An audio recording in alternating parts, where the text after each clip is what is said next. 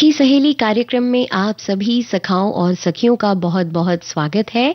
स्वीकार कीजिए नेहा अगरकर देसाई और मंदाकिनी जोशी का नमस्कार। कैसी हो नेहा? मैं बिल्कुल ठीक हूँ और आप भी मेरा नमस्कार स्वीकार करें। बिल्कुल, जब हमने साथ में नमस्कार कह दिया इसका मतलब एक दूसरे का नमस्कार तो स्वीकार हो ही गया है। जी बिल्कुल, है ना। और हमारे श्रोता भी हमारा नमस्कार, हमारा अभिवादन जो स्नेहिल अभिवादन है उसे स्वीकार कर ही लेते हैं। जी। और मंदाकिनी जी, क्या आपको क्या लगता है इन दिनों कुछ गर्मी का मौसम सा आता जा रहा है? अरे अरे अरे, हाल ही बेहाल है कहिए। अभी तो देखिए ना, इतनी गर्मी शुरू हो गई है दोपहर के समय तो खास तौर से।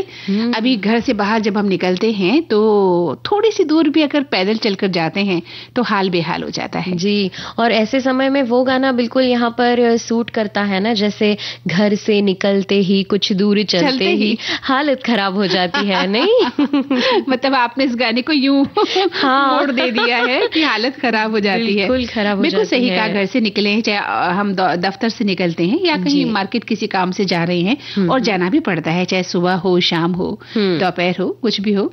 और ऐसी स्थिति में हम देख रहे हैं कि सिर दर्द होने लग जाता है ना। और अजीब सी चेहरे में एक, जिसे कहते हैं ना, क्या कहना चाहिए, मुझे लगता है कि चेहरा ऐसा रूखा सूखा पड़ जाता है। बहुत तेज, जिस तरह अंदर का पानी किसी ने खींच लिया हो, चिपचिपापन भी महसूस हो रहा है। जी। तो एक अजीब सा मौसम है और इस मौसम में हमें अपने स्वास्थ्य का बहुत ख्याल रखना है। जी, हमें स्वास्थ्य का ख्याल इसमें तो रखना ही है। साथ ही आज कुछ विषय हैं जिनके बारे में हम बात करेंगे। जैसे आज है अंतर्राष्ट्रीय खदान जागरूकता और खदान कार्रवाई में सहायता दिवस। बहुत बहुत ये महत्वपूर्ण दिवस है और इसके बारे में हम चर्चा करेंगे। जी, क्योंकि हमें जिस तरह हम अभी तबीयत की बात कर रहे थे, इसी तरह खदान से संबंधित भी किस तरह से हम सुरक्षा को देख सकते हैं, किस तरह हम अपना ख्याल रख सकते हैं, इन सब के बारे में बातचीत होगी। क्योंकि खदान में जो काम करने वाले लोग होते हैं उनके साथ बहुत दिक्कतें आती है। वो काम तो करते हैं, मजबूरी होती है, उनको पेट पालना होता है अपना, लेकिन वहां पर काम करना आसान काम नहीं होता है। जी। साथ ही कल है 5 अप्रैल यानी कि राष्ट्रीय समुद्री दिवस। और इसी तरह परसों है 6 अप्रैल श्री राम नवमी। अब चूंकि हम अपने श्रोताओं से सीधे सोमवार को मिलेंगे शुक्रवार के बाद, तो इन विषयों पर भी हम आज ही चर्चा करेंगे। अब ये बताओ मुझे, आज कौन सी साड़ी गिफ्ट में देने वाली हो?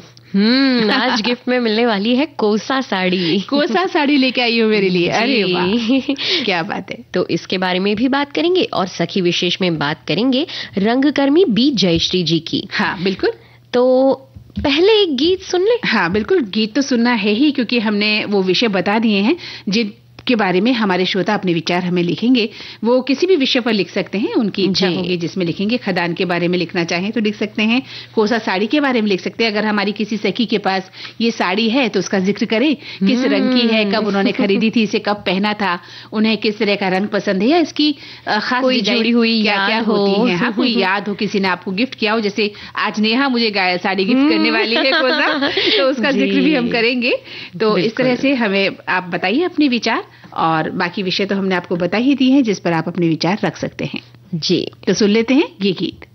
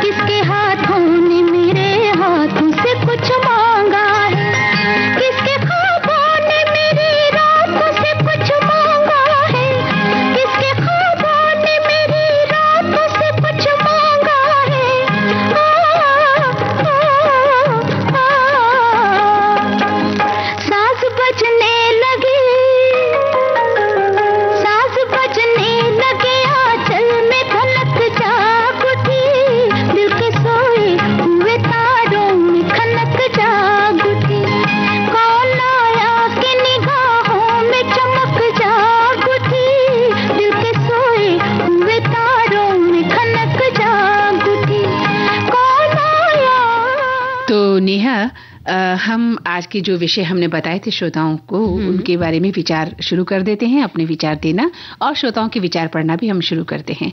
आज जैसा कि आपने बताया कि अंतर्राष्ट्रीय खदान जागरूकता और खदान कार्रवाई में सहायता दिवस हम मना रहे हैं और ये 4 अप्रैल को हम मनाते हैं। इसे international day for mine awareness and assistance in mine action के नाम से भी हम जानते हैं।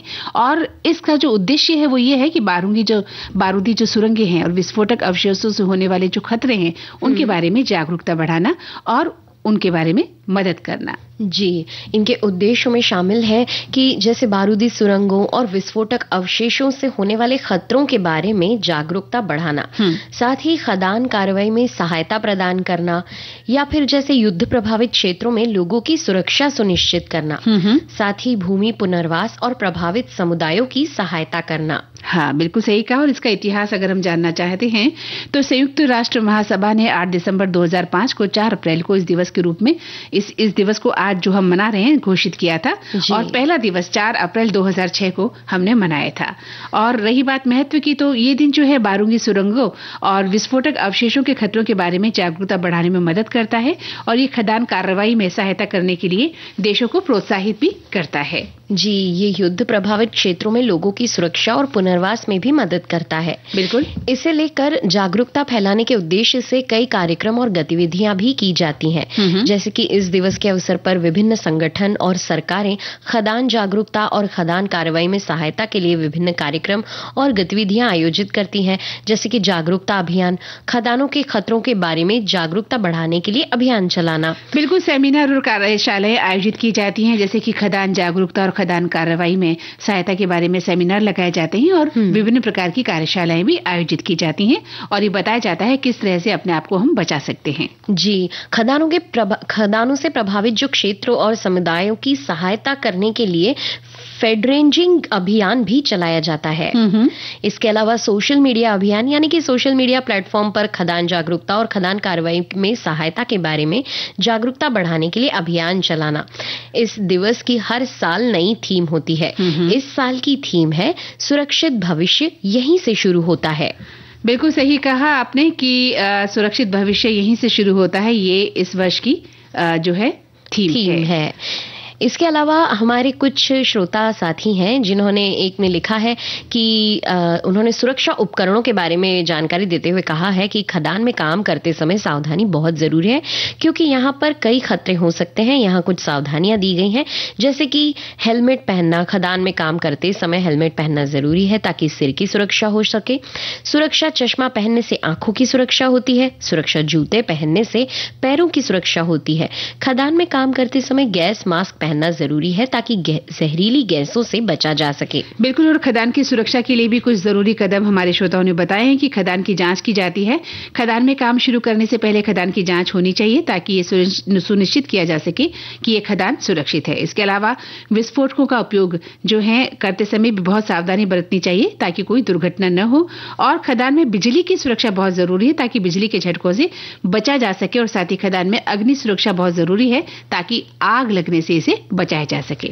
इसके अलावा व्यक्तिगत सुरक्षा भी हमारे साथियों ने लिखकर हमें भेजी है और कहा है कि स्वास्थ्य जांच, यानी कि खदान में काम करने से पहले स्वास्थ्य जांच करनी चाहिए ताकि ये सुनिश्चित किया जा सके कि आप स्वस्थ हैं या उस कार्य को करने में सक्षम हैं। इसी तरह नशीली दवाओं से बचना। खदान में काम करते समय नशीली दवाओं से बचना चाहिए ताकि दुर्घटना ना हो। बिल्कुल। इसी तरह थकान से भी बचना चाहिए। यदि इंसान बहुत ज्यादा थक जाता है और काम करता है तो ऐसे में गलतियां होने की संभावनाएं बढ़ जाती हैं, तो कोई दुर्घटना ना हो, इसलिए थकान से भी बचें। और साथ ही सुरक्षा नियमों का पालन भी करना चाहिए ताकि खदान में काम करते समय जो सुरक्षा के नियम मानदंड निर्धारित किए गए हैं वो पालन करने बहुत जरूरी है नेहा, ताकि कोई दुर्घटना न हो। कई बार आपने सुना है, हम न्यूज देखते हैं, पढ़ते हैं या सुनते हैं कि खदान में आग लग गई है, खदान में इतने मजदूर हताहत हो गए हैं, नुकसान हो गया है। तो इस तरह की जो दुर्घटनाएं होती हैं वो दुर्घटनाएं न हो। और एक श्रोता लिखते हैं कि हर साल 4 अप्रैल को अंतर्राष्ट्रीय खदान जागरूकता दिवस हम मनाते हैं। अंतर्राष्ट्रीय खदान जागरूकता दिवस का मनाने का जो उद्देश्य है खदानों को हटाना नहीं बल्कि एक ऐसी दुनिया बनाना है जहां युद्ध के बाद भी निर्दोष नागरिक सुरक्षित रह सकें। बिल्कुल सही कहा। और क्यों ना अब एक गीत सुन लिया जाए। बिल्कुल सुनते हैं, लेकिन गीत सुनवाएंगे पर अभी समय है एक अंतराल का, तो एक छोटा सा अंतराल लेकर फिर हम अपने श्रोताओं को गीत सुनवाएंगे। बिल्कुल, सुनते हैं उसके बाद गीत। लेकिन एक श्रोता और लिखते हैं, बहुत ही प्यारा संदेश है कि विश्व खदान दिवस इसलिए मनाया जाता है ताकि हम खदान में रखे अनाज के प्रति जागरूक रहें, उनका ख्याल रखें। साथ ही दिवस इसलिए मनाया जाता है कि खदानों में रखे अनाज का हम सभी को ख्याल रखना चाहिए। जी, तो अब आगे का कार्यक्रम इस अंतराल के बाद। बिल्कुल।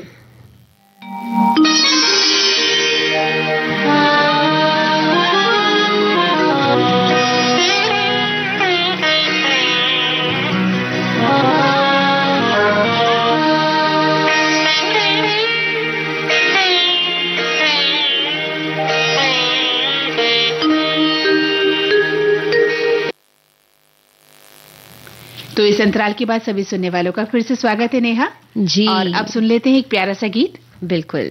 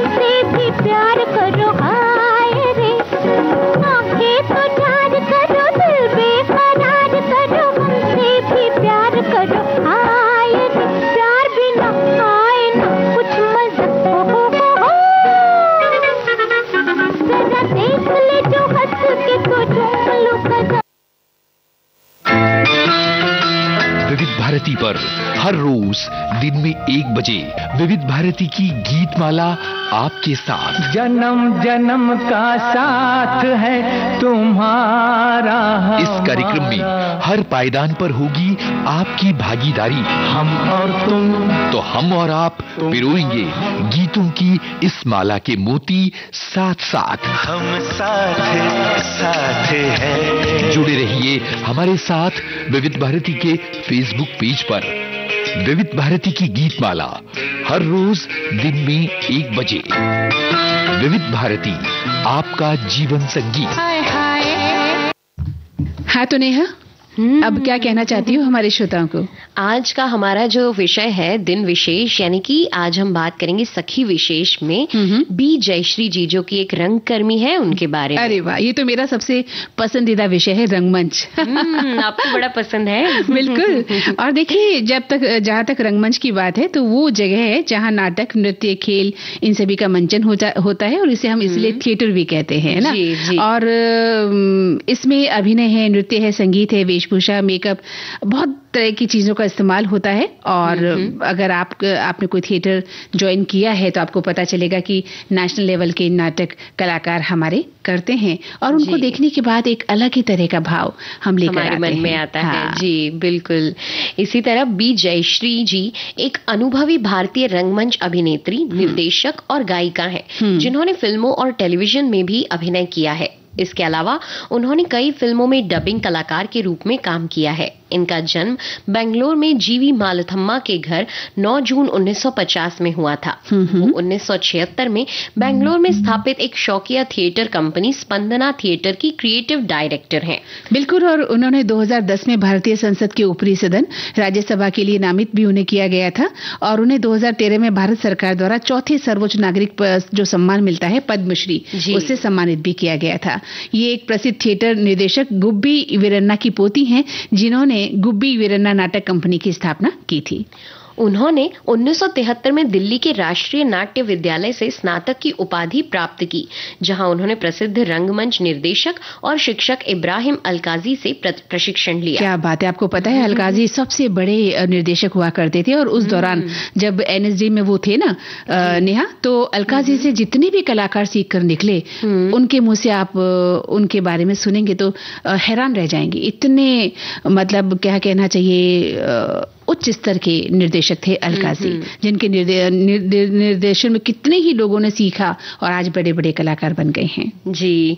1996 में बी जयश्री जी के उन्हें अभिनय के लिए संगीत नाटक अकादमी पुरस्कार से सम्मानित किया गया, जो संगीत नाटक अकादमी भारत की राष्ट्रीय संगीत, नृत्य और नाटक अकादमी द्वारा दिया जाता है और अभ्यास करने वाले कलाकारों को दी जाने वाली ये सर्वोच्च भारतीय मान्यता है। बिल्कुल। और उन्हें 2009 की अगर हम बात करें तो कर्नाटक राज्य मुक्त विश्वविद्यालय से मानद डीलिट की उपाधि भी दी गई है। तो ऐसी हैं ये एक अनोखी कलाकार और इनको हम सैल्यूट करते हैं, इनकी कला को और इनके नाटकों को, इनके अभिनय को। जी। रंगमंच ये दुनिया सारी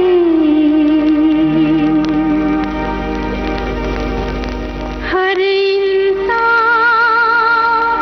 अभिनेता है।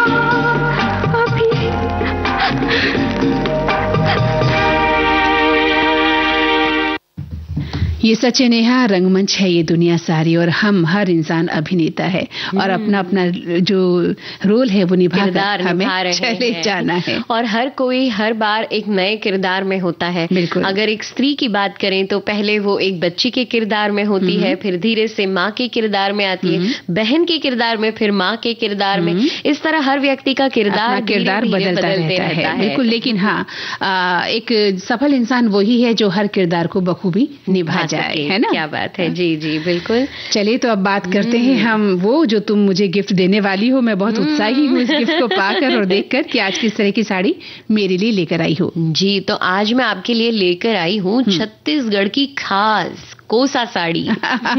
किस रंग की लेकर आई हो? गुलाबी रंग पसंद है आपको? अरे तो आप मेरे पास ऑप्शन भी है। क्या? गुलाबी और नीला, ये दो मेरे पसंद के हैं, मैं दोनों लेकर आई हूँ, आप जो चाहे रख लीजिए। तो गुलाबी रंग की ड्रेस तो आपने पहनी रखी, वैसे कोसा साड़ी तो आपने नहीं पहन रखी। जो कलर आज आपका है वो भी खूब आप पर फब रहा है, तो मुझे गुलाबी कलर ही पसंद है। Thank you. तो आपको भी वही दिया जाएगा फिर। तो चलिए, हमारे श्रोता जानना चाहेंगे जो नहीं जानते कि कोसा साड़ी कहाँ से है और कैसे बनती है, उनको हम बता देते हैं कि देश के अलग अलग हिस्सों में यूं तो साड़ियों की बहुत सारी वैरायटी हमें देखने को मिलती है, जैसे कांजीवरम है, कलमकारी है, बनारसी है, चंदेरी है, महेश्वरी है, लेकिन कोसा जैसी साड़ी भी खासी लोकप्रिय होती है। और आज इसीलिए हम छत्तीसगढ़ के जांजगीर चांपा जिले से अंतर्राष्ट्रीय बाजार तक अपनी पहचान बनाने वाली कोसा साड़ी के बारे में बात करने वाले हैं, जो नरम कपड़े के लिए जानी जाती है। जी, कोसा साड़ी भारत की एक पारंपरिक और आकर्षक साड़ी है जो कोसा रेशम के धागे से बनाई जाती है। ये साड़ी अपने अनोखे डिजाइन, रंगों और बनावट के लिए जानी जाती है। छत्तीसगढ़ का कोसा सिल्क पूरी दुनिया में मशहूर है। इसकी साड़ी महिलाओं को खास पसंद है। ये साड़ी कोकून से बनती है। ये छत्तीसगढ़ और झारखंड के जंगलों में पाया जाता है। एक साड़ी को बनने में 7 दिन लगते हैं। और कोकून यानी कि कुछ कीड़े जैसे कि पतंगे, रेशम के कीड़े अपने लार्वा यानी कि कैटरपिलर के विकास के दौरान खुद को सुरक्षित रखने के लिए एक रेशमी आवरण बनाते हैं, जिसे कोकून कहते हैं। कोकून एक रेशमी आवरण होता है जो कीड़े को प्यूपा के रूप में विकसित होने के दौरान सुरक्षा प्रदान करता है। और यही जो कोकून होता है कोसा साड़ी में इस्तेमाल होता है। बिल्कुल सही कहा आपने। और क्योंकि कोसा साड़ी का इतिहास प्राचीन काल से जुड़ा हुआ है और ये साड़ी प्राचीन भारत में राजाओं और अमीर लोगों द्वारा भी पहनी जाती थी। समय के साथ कोसा साड़ी ने अपनी लोकप्रियता बनाए रखी और आज ये भारत की एक प्रमुख साड़ी के रूप में पहचानी जाती है। और जैसा कि आपने बताया कि कोसा रेशम के धागे से बनाई जाती है और इसमें बहुत सारे अनोखे डिजाइन हैं, रंग हैं और अलग अलग तरह की बनावट इसकी विशेषता है। और इसकी जो खास विशेषता है वो आपने भी अभी बताया कि कोसा जो है रेशम, कोसा साड़ी कोसा रेशम के धागे से बनाई जाती है और अपनी मजबूती और चमक के लिए ये जाना जाता है। और कोसा साड़ी में बहुत सारे नए डिजाइन भी आ गए हैं नेहा, और कई तरह के पैटर्न भी देखने को मिलते हैं जो इसे बहुत ज्यादा अट्रैक्टिव बनाते हैं, बहुत ज्यादा आकर्षक बनाते हैं। और इसमें बहुत सारे कलर्स भी हैं। अगर कई बार पहले क्या होता था कि कुछ फिक्स कलर हुआ करते थे और उन्हीं में से हमें वो खरीदनी पड़ती थी, लेकिन अब बहुत सारे कलर्स आ गए हैं और आप इसे विभिन्न अवसरों पर पहन सकते हैं। और चूंकि ये साड़ी बहुत ही मजबूत और आकर्षक होती है और लंबे समय तक चलने वाली एक साड़ी है। कोसा साड़ी के प्रकार भी होते हैं, जैसे कि छत्तीसगढ़ी कोसा। ये कोसा साड़ी एक पारंपरिक प्रकार है जो छत्तीसगढ़ में बनाया जाता है। और वैसे ही ओडिशा कोसा है। ये कोसा साड़ी का एक अन्य प्रकार है जो ओडिशा में बनाया जाता है। इसके अलावा महाराष्ट्र कोसा, ये कोसा साड़ी का एक ऐसा प्रकार है जो महाराष्ट्र में बनाया जाता है। इसका मतलब हम ये कह सकते हैं कि छत्तीसगढ़ में, ओडिशा में और महाराष्ट्र में ये कोसा साड़ी बनाई जाती है। और हर किसी का बनाने का अपना एक अलग अलग तरीका है, क्योंकि हर प्रदेश की कुछ न कुछ एक छाप होती है, कुछ अलग अपनी विशेषताएं होती है, जिसे वो उन साड़ियों में उकेरते हैं। बिल्कुल। और जब बात पहनने की चलती है तो आप साड़ी को, वैसे तो आजकल कई तरीके से साड़ी को हम पहना करते हैं, बहुत तरह के पैटर्न आ गए हैं जिससे साड़ी को पहना जाता है। लेकिन अगर सही तरीके से पहनना चाहती हैं तो साड़ी को सही तरीके से पहनने के लिए पहले साड़ी को अपने शरीर के चारों ओर लपेटती हैं, फिर इसे अपने कंधे पर आप रख सकती हैं। और ब्लाउज का चयन करते समय एक आकर्षक ब्लाउज आप पहन सकती हैं ताकि साड़ी को एक परफेक्ट अच्छा रूप मिल जाता है। जी जी। इसी के साथ अगर लुक को और अच्छा निखारना है तो आभूषणों का चयन भी अच्छा हो तो इससे और भी निखार आ जाता है। बिल्कुल, ये तो बहुत जरूरी है कि जब आपने साड़ी पहनी है तो आभूषण ना पहने, ऐसा होता नहीं है।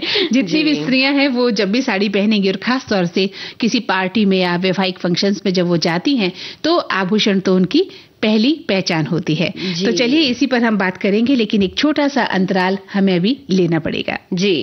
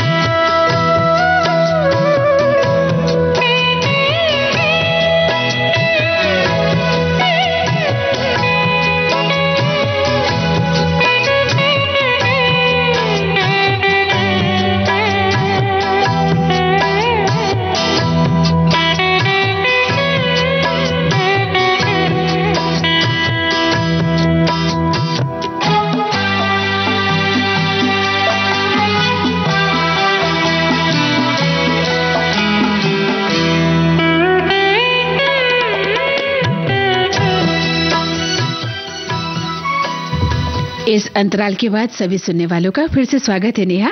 आपका भी स्वागत है। बिल्कुल, हमारा तो स्वागत है ही, और हमारे श्रोताओं ने भी तो अपनी बात लिख दी है कोसा साड़ी को लेकर। पढ़िए जरा। बहुत अच्छी अच्छी टिप्पणियां आई है। हमारे एक साथी ने लिखा है, छत्तीसगढ़ की पहचान कोसा सिल्क आज पूरे भारत में मशहूर है। कोसा की साड़ियों में जो सादगी दिखती है वो देखने लायक होती है। इसकी गोल्डन झलक साड़ियों को एकदम नया लुक देती है। कोसा सिल्क की चमक सालों खराब नहीं होती। इसे मेंटेनेंस की भी बहुत जरूरत नहीं पड़ती। भारत का कोसा सिल्क विदेशों में भी जाता है। कोसा सिल्क देखने में बहुत खूबसूरत लगता है। इससे साड़ियां और सूट तैयार किए जाते हैं। छत्तीसगढ़ हस्तशिल्प में आपको कोसा आसानी से मिल जाएगा। बिल्कुल सही कहा इन्होंने। और साड़ियों की दुनिया में अगर कोसा की साड़ी की बात की जाए तो वो लिखती है एक श्रोता कि ये मेरी बहुत पसंदीदा साड़ी है। मेरे पास कुछ साड़ियां हैं कोसा की, काफी पुरानी हो गई हैं, पर आज भी एक नयापन लिए होती हैं। क्या बात है। हमारी सखी के पास तो खूब सारी साड़ियां हैं भी कोसा की। किस रंग की हैं, कब कब आपने इन्हें पहना, कुछ अगर आपको याद हो तो लिखिए। आपको किसी ने गिफ्ट की, या आपने खुद खरीदी, या आपके पति देव ने आपको दी।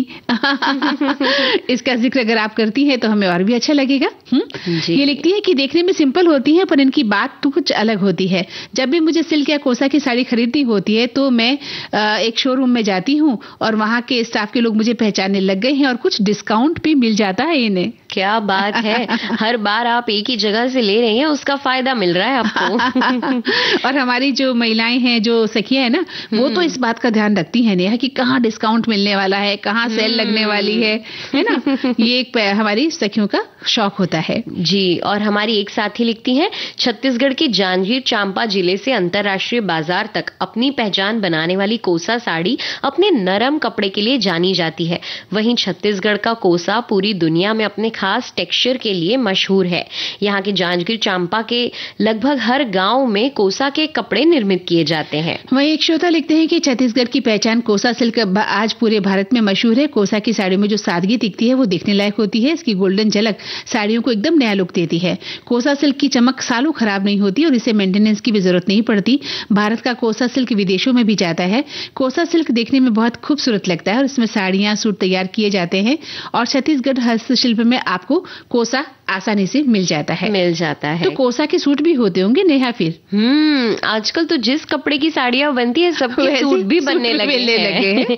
यहाँ तक कि कई लोग सुंदर सुंदर साड़ियां लेकर फिर उनके सूट बनवा लेते हैं। कुछ लोग होते होंगे जिन्हें या तो साड़ियां पहनना नहीं आती हो, अगर पसंद बहुत आती हो तो वे साड़ियां खरीद कर उनके सूट बनवा लेते हैं या लहंगा बनवा लेते हैं, है ना। अलग अलग आजकल जो ड्रेस डिजाइन आ गई है उनको बनवा लेते हैं। और एक श्रोता लिखते हैं कि कोसा साड़ी एक पारंपरिक भारतीय साड़ी है जो छत्तीसगढ़ राज्य में बहुत लोकप्रिय है।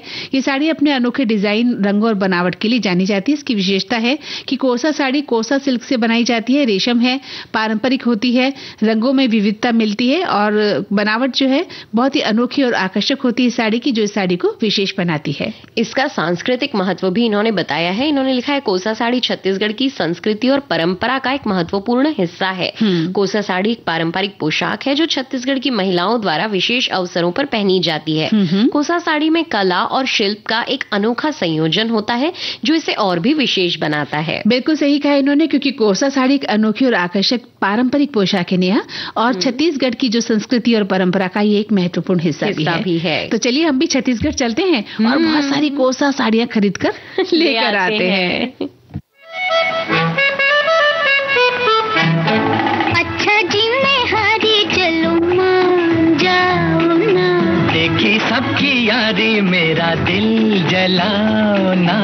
अच्छा जी मैं हारी चलूं मान जाओ ना, देखी सबकी यारी मेरा दिल जलाओ ना।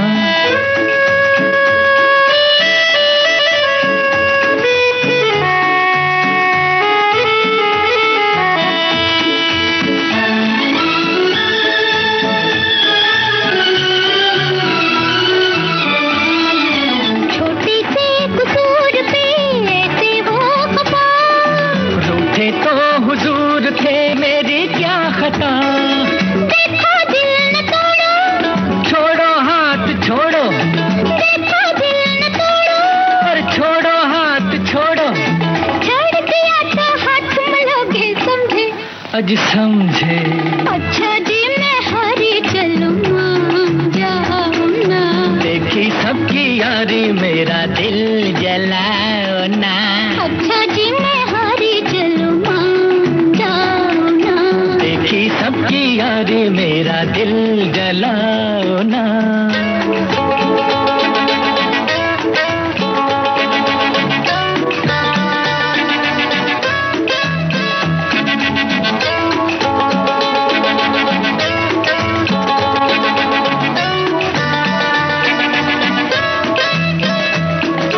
जीवन की रास्ते लंबी है सनम, काटेंगे ये जिंदगी ठोकर खा के हम। जीवन की रास्ते लंबी है सनम, काटेंगे ये जिंदगी ठोकर खा के हम। जालिम साथ ले ले, अच्छे हम अकेले, जालिम साथ ले ले, अच्छे हम अकेले, चार कदम भी चल न सकोगे समझे, हाँ समझे। अच्छा जी मैं हारी चलूं मान जाओ ना, देखी सबकी यारी मेरा दिल जलाओ ना।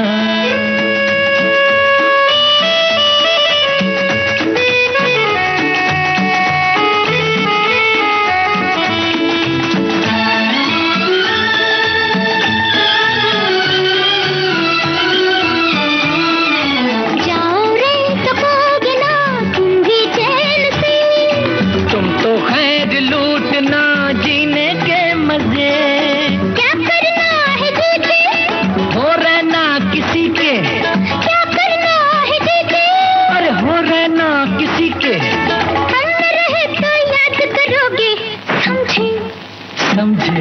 अच्छा जी मैं हारी चलूं मान जाओ ना, देखी सबकी यारी मेरा दिल जलाओ ना। अच्छा जी मैं हारी चलूं मान जाओ ना, देखी सबकी यारी मेरा दिल जलाओ ना। विविध भारती पर धूम मचा रहा है हेलो फरमाइश। मुद्दत से दूर थे तुम हम, एक जमाने के बाद मिलना अच्छा लगा। जब से ये प्रोग्राम बंद हुए थे ना, सब लोग चर्चाएं करते थे कि विविध भारती से कब प्रोग्राम चालू होंगे। हम लोगों को अब सफलता मिली है तो हमें बहुत खुशी है सर। श्रोताओं की पहली पसंद, पहला प्यार होता है ना, फोन इन प्रोग्राम होता है कि अपनी आवाज करोड़ों लोगों तक पहुंचे, और एक ऐसा रेडियो स्टेशन विविध भारती है कि आवाज श्रोताओं के कानों में गूंजती है। आपको बता दें, हेलो फरमाइश कार्यक्रम के लिए आप भी कर सकते हैं फोन कॉल। रिकॉर्डिंग बुधवार को दिन में 11 बजे से लेकर 1 बजे के बीच, हेलो फरमाइश कार्यक्रम का प्रसारण मंगलवार और गुरुवार को शाम 4 बजे, पुनः प्रसारण बुधवार और शुक्रवार को दिन में 10 बजे विविध भारती पर। हेलो फरमाइश। मंदाकिनी जी, हमारे साथियों ने कोसा साड़ी को लेकर, हमारी एक श्रोता साथी लिख रही हैं, कोसा सिल्क साड़ी, कोसा सिल्क, जब मैंने इस साड़ी को 2 अक्टूबर गांधी जयंती पर 2001 में खादी ग्राम उद्योग से खरीदा था। मुझे यही पता था कि मध्य प्रदेश की साड़ी है। हल्के रंग में बेहद ही नरम तसर सिल्क की साड़ी आज भी मेरे पास अच्छे कंडीशन में है। अरे वाह, क्या बात है। तो अच्छी बात है, आप इस साड़ी को संभाल कर रखिए और खास अवसरों पर पहनने का मौका हमें मिलता है तो हम पहनकर जाते भी हैं जी, है ना। बड़ी अच्छी लगती है, बहुत सुंदर, बहुत ही ग्रेसफुल लगती हैं साड़ियाँ और इनका संकलन हमारे पास होना जरूरी भी है, क्योंकि जैसे हम किसी खास फंक्शन में जाते हैं उस समय ये साड़ियाँ हमारी जो है हमारे रूप को, हमारी पर्सनालिटी को और भी अच्छा बना देती है। बिल्कुल सही कहा आपने। तो चलिए अब चलते हैं कल पर। जी बिल्कुल, अब कल यानी कि 5 अप्रैल को राष्ट्रीय समुद्री दिवस है, जो कि एक वार्षिक उत्सव की तरह हमारे भारत देश में मनाया जाता है। इसे महासागर दिवस या समुद्र दिवस के रूप में भी जाना जाता है। ये दिन उन बहादुर लोगों को सम्मानित करने के लिए समर्पित है जो महीनों तक समुद्र में रहकर भारत के वैश्विक व्यापार और वाणिज्य में महत्वपूर्ण योगदान देते हैं। भारत में राष्ट्रीय समुद्री दिवस मनाने की परंपरा वर्ष 1964 से चली आ रही है। बिल्कुल सही कहा आपने। कल चूंकि हमारा सखी सहेली कार्यक्रम नहीं है और परसों नहीं है, तो हम कल और परसों के जो खास दिन है उन पर आज चर्चा करना पसंद करते हैं। तो कल के बारे में हम बात कर रहे हैं। तो the Scindia steam navigation company limited के पहले जहाज SS लॉयल्टी का जो उद्यम भारत के नेविगेशन में ऐतिहासिक क्षणों में से एक माना जाता है और इसमें यूनाइटेड किंगडम के लिए अपनी यात्रा शुरू की। इसका बहुत ज्यादा महत्व है, खासकर इसलिए क्योंकि समुद्री मार्गों पर पहले ब्रिटिश सरकार का नियंत्रण होता था और 1964 में 5 अप्रैल को पहला राष्ट्रीय समुद्री दिवस मनाया गया था।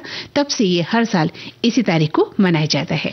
इस दिन को मनाने का महत्व भी इसलिए है क्योंकि ये दिन जागरूकता फैलाने और देश की आर्थिक वृद्धि और विकास में सुधार के लिए भारत के समुद्री क्षेत्र के प्रयासों और योगदान को मान्यता देने के इरादे से मनाया जाता है। पर्यावरण प्रदूषण, समुद्री डकैती और व्यापार की बदलती गतिशीलता इस क्षेत्र के सामने आने वाली कुछ चुनौतियां हैं। बिल्कुल, और इस दिन का उद्देश्य जो है वो है कि संघर्षों की ओर हमारा ध्यान आकर्षित करना और प्रभावी ढंग से समाधान खोजने के लिए हमें एक साथ इकट्ठा होना चाहिए। इसके बारे में आज का दिन का जो कल के दिन का उद्देश्य ये भी है कि हम सब इकट्ठे होकर किसी भी समस्या का सामना करें। जी, NMD उत्कृष्टता पुरस्कार वरिष्ठ अधिकारियों को समुद्री क्षेत्र के विकास में उनके योगदान के लिए दिया जाता है।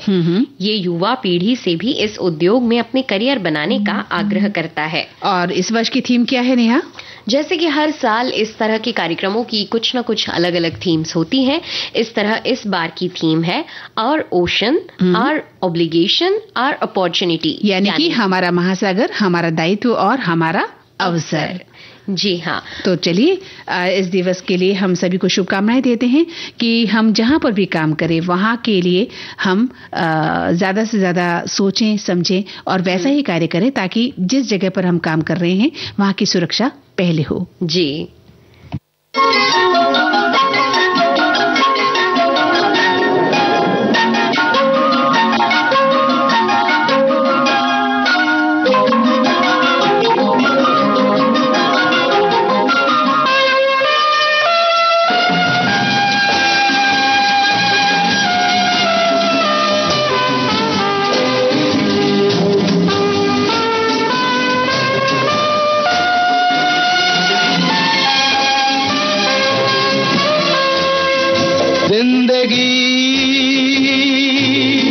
कैसी है पहेली हाय,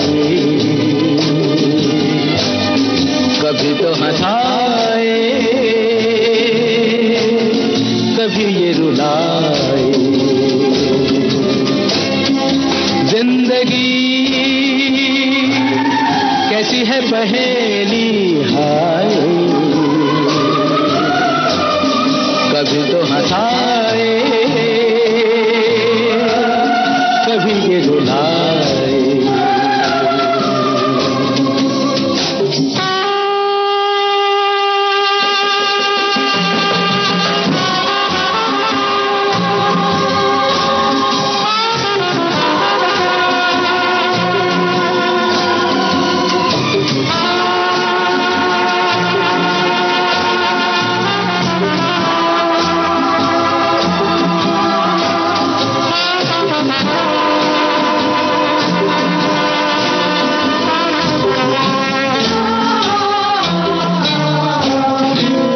भी देखो मन नहीं जागे,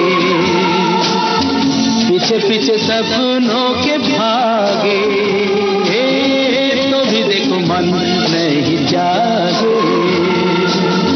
पीछे पीछे सपनों के भागे,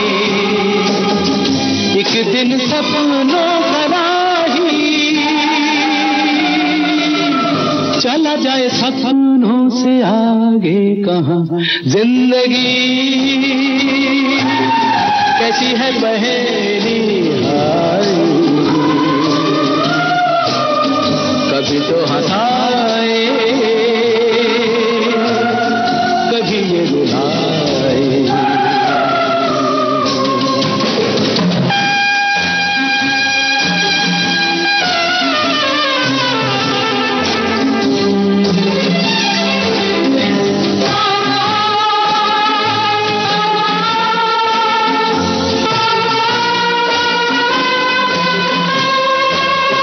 जिन्होंने सजाए यहाँ मेले,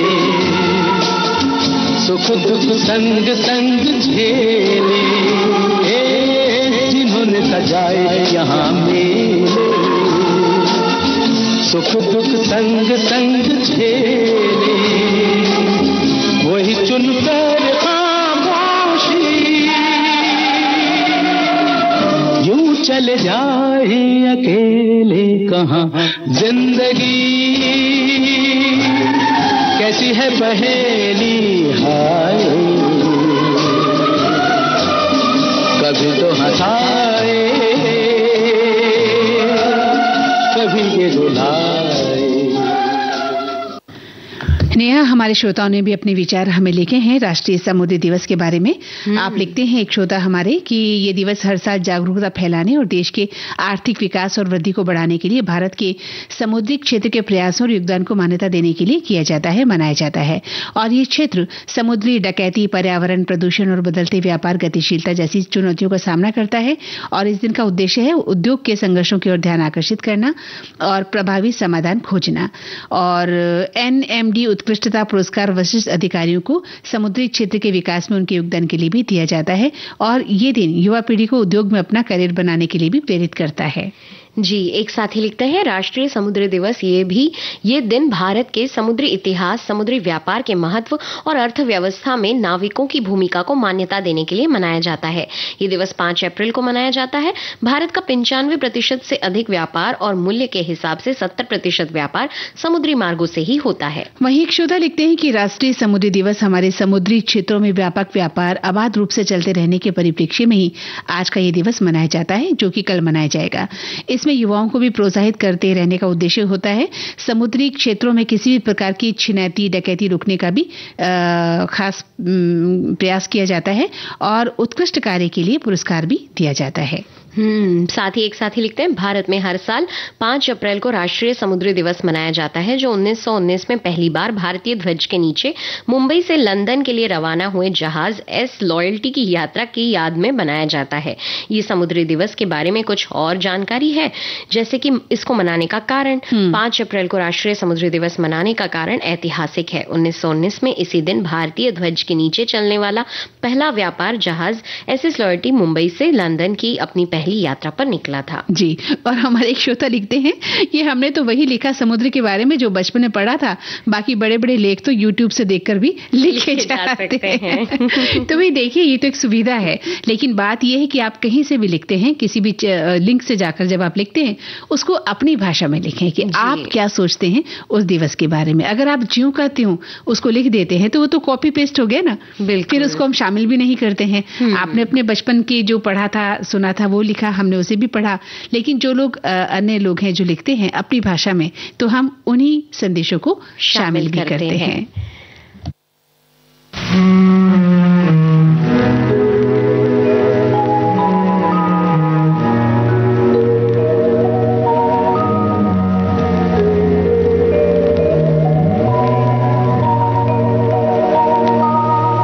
तू प्यार का सागर है, तू प्यार का सागर है, तेरी एक बूंद के प्यासे हम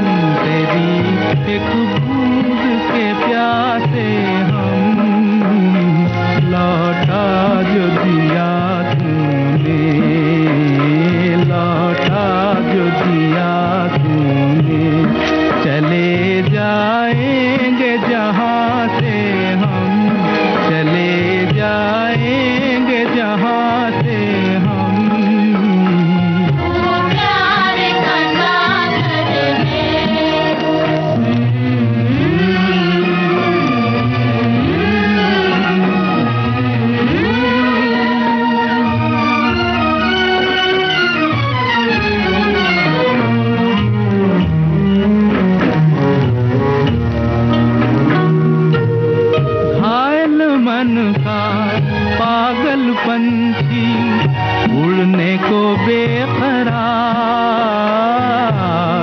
उड़ने को बेकरार। पंख है कोमल, आँख है धुंधली, जाना है सागर पार, जाना है सागर पार। अब तू ही से समझा, अब तू ही से समझा। राह भूले थे कहाँ से हम, राह भूले थे कहाँ से हम।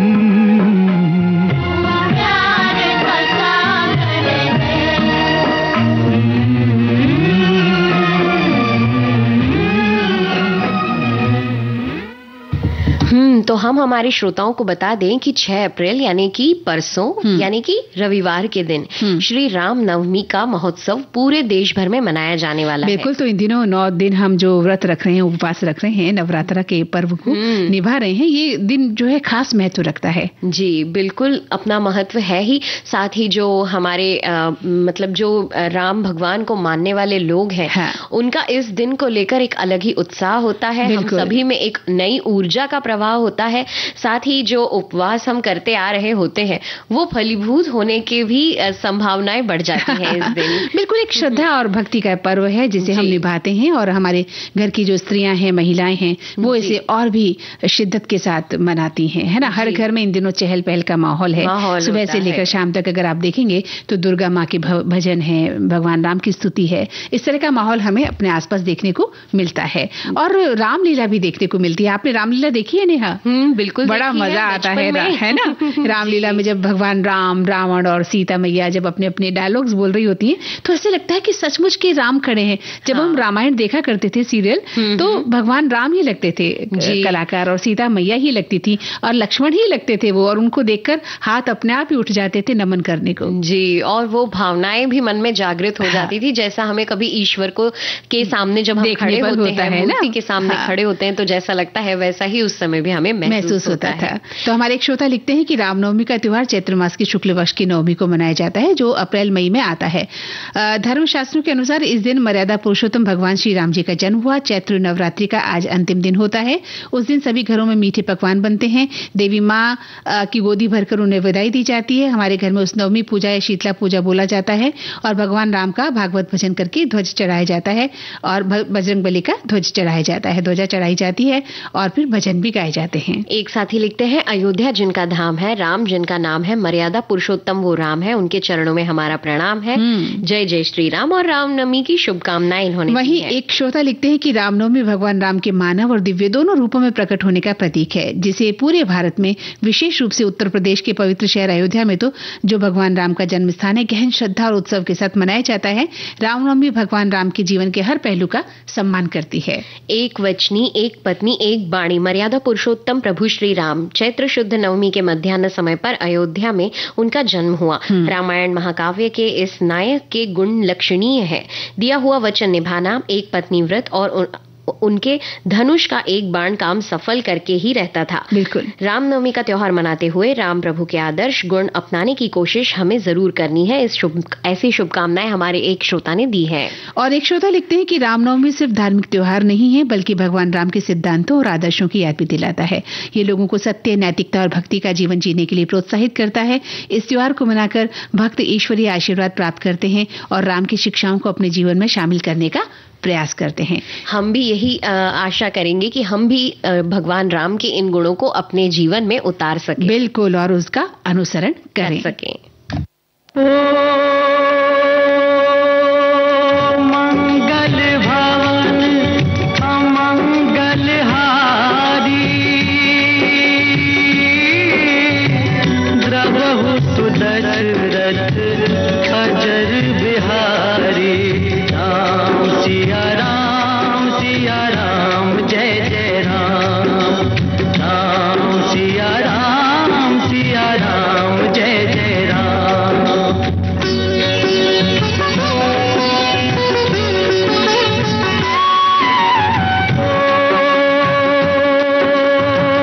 होई है वही जो राम रचि राखा को कर तर्क बढ़ावे साखा। सिया राम जय जय राम। धीरज धर्म मित्र अरुणारी आपद काल परखे चारी।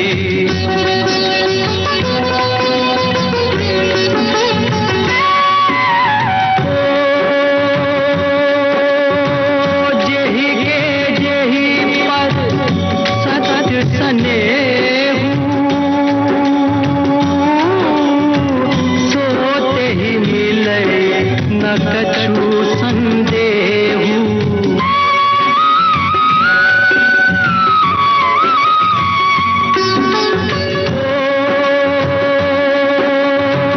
जाती रही भावना जैसी प्रभु मूर्ति देखी दिन तैसी।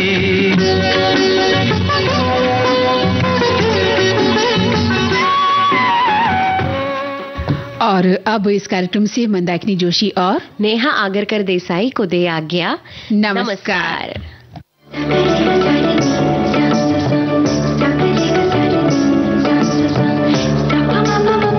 इस कार्यक्रम की प्रस्तुतकर्ता अनुश्री पाठक। सखी सहेली।